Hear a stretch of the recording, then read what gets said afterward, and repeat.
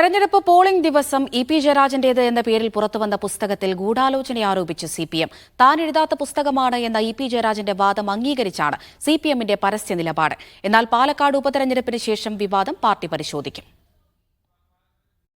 വയനാട് ചേലക്കര ഉപതെരഞ്ഞെടുപ്പുകളുടെ ദിവസം രാവിലെ പോളിംഗ് ആരംഭിക്കുന്നതിന് തൊട്ടുമുമ്പാണ് ഇ.പി. ജയരാജന്റേതെന്ന പേരിൽ ഒരു പുസ്തകത്തിന്റെ പകർപ്പ് പുറത്തുവരുന്നത്.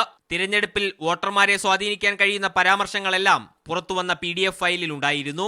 പാലക്കാട് സരിന്റെ സ്ഥാനാർത്ഥിത്വത്തെ ചോദ്യം ചെയ്യുന്ന വാചകങ്ങളും ചേലക്കരയിൽ PV അൻവറിന്റെ സ്ഥാനാർത്ഥി വോട്ട് പിടിച്ചാൽ ഇടതുപക്ഷത്തിന് തിരിച്ചടിയാകുമെന്ന പരാമർശവും രണ്ടാം പിണറായി സർക്കാർ ദുർബലമാണെന്ന ആരോപണവുമെല്ലാം പുറത്തുവന്ന രേഖകളിൽ കാണാൻ കഴിയും. ഇത് താൻ എഴുതിയതല്ലെന്ന മുൻ നിലപാട് ഇന്നത്തെ സംസ്ഥാന സെക്രട്ടേറിയറ്റ് യോഗത്തിലും ഇ.പി. ജയരാജൻ ആവർത്തിച്ചു.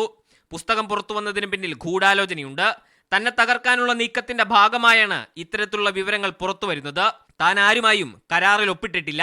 തനിക്കൊന്നും മറയ്ക്കാനില്ലാത്തതുകൊണ്ടാണ് പോലീസിൽ പരാതി നൽകിയത്. അതിൽ കൃത്യമായ അന്വേഷണം നടത്തണമെന്നും ഇ.പി. ജയരാജൻ സംസ്ഥാന സെക്രട്ടേറിയറ്റിൽ ആവശ്യപ്പെട്ടു. ഇവിടെ ഗൂഢാലോചന വിവാദത്തെ തെരഞ്ഞെടുപ്പിന് മുൻപ് CPM-ന് തള്ളിപ്പറയാൻ കഴിയുമായിരുന്നില്ല. ഗൂഢാലോചനാവാദം പാർട്ടിയും നിലവിൽ അംഗീകരിച്ചു. ഗൂഢാലോചന തന്നെയല്ലേ ഇത് വളരെ വ്യക്തമല്ലേ. ഇതല്ല ഇമാതിരി എഴുതാതെ എഴുതി എന്ന് പ്രചരിപ്പിക്കുന്നത്, അത് ഇലക്ഷന്റെ ഭാഗമായിട്ട് ആ തീയതി തന്നെ പ്രത്യക്ഷപ്പെടുന്നത് ഒക്കെ തന്നെ അതിന്റെ പിന്നിൽ ഗൂഢാലോചന വ്യക്തമല്ലേ. അതല്ലേ ജയരാജൻ തന്നെ പറഞ്ഞത്. ആ ഗൂഢാലോചന അതൊക്കെ അന്വേഷിക്കാനല്ലേ ഇവിടെ പറഞ്ഞത്.